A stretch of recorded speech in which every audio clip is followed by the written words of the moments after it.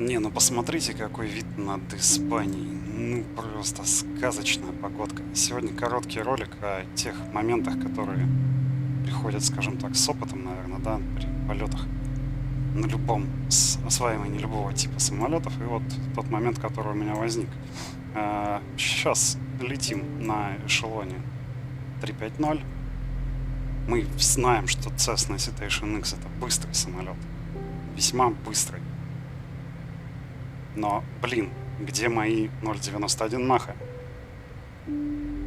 Автомат тяги, значит, включен. Автопилот включен. Я вроде бы как все делаю нормально. Но что-то почему-то не хочет Cessna разгоняться. Мы понимаем, что N1 у нас там 86%, N2 93%. То есть запас тяги есть. Ветер встречный, но это как бы не должно влиять на скорость внутри потока. А связано это вот с чем, что я тоже не сразу, точнее, не сразу столкнулся и потом не сразу понял, как это решить.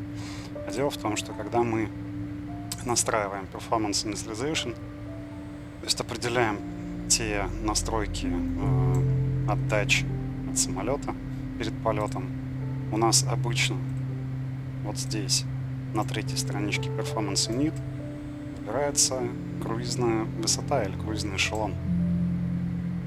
И, как правило, это 370 эшелон. Если вы стоите в порту, забиваете данные в CDU, вот такая штука возникает. И, значит, самолет, когда вы заняли 350 эшелон, по какой-то причине, например, диспетчер вас ограничил, или погода, или еще что-то, то есть вы не добрались до 370 эшелона, самолет считает, что вы находитесь в наборе. И решается все это достаточно просто. Смотрим, и скорость наша ползла вверх. Да, рубрика будет, наверное, тупые ответы на тупые вопросы, но вот я столкнулся, разобрался не сразу.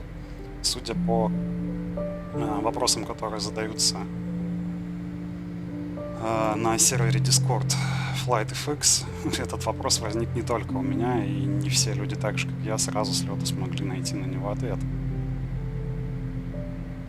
Вот сейчас мы подбираемся уже к 0.9, и, ну, обычно 0.904, 0.905 у нас будет примерно в круизе при автоматическом регулировании тяги.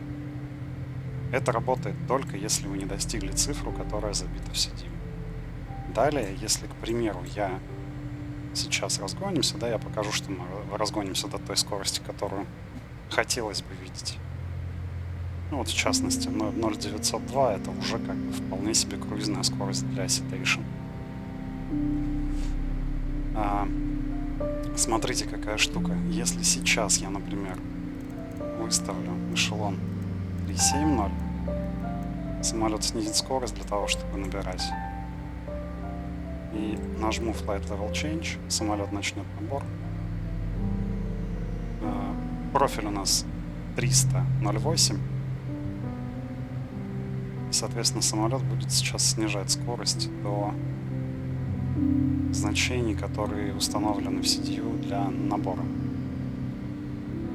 И видите, у нас и здесь цифра поменялась. То есть, когда мы набираем эшелон, ну, то есть при смене эшелона вверх или вниз, эта цифра меняется. Но, опять же, повторюсь, если мы в аэропорту при вылете установили здесь цифру, до которой мы потом не добрались, скорость у нас будет примерно ограничена 0.87, 0.85. Почему-то это по-разному немножко работает. Как-то так, может быть, кому-то облегчил жизнь в освоении этого замечательного типа воздушных посудин. На этом все. Коротко.